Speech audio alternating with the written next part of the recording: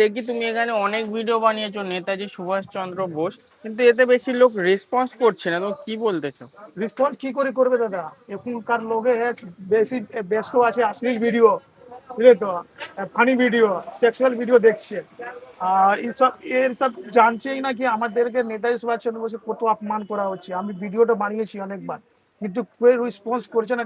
এবং আমি একটা ছোট ব্যবসা, বুঝলে, আমার যদি বড় ব্যবসা কিছু বড় থাকতাম তাহলে আমি কিছু অ্যাকশন নিতে পারতাম। আমি ছোট, আমার দেখতে পাবো আমি রোডের উপরে আছে।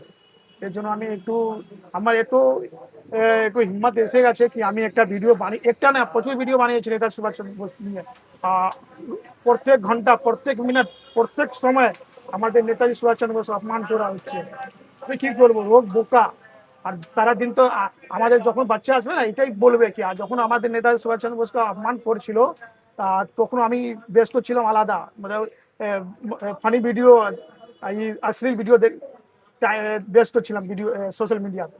আমি কি বলবো, আমি একটা লোক কি করতে পারবো? এটা চেষ্টা করছি, আমি যত পারবো করব, আমি যতদিন থাকবো আমি করব।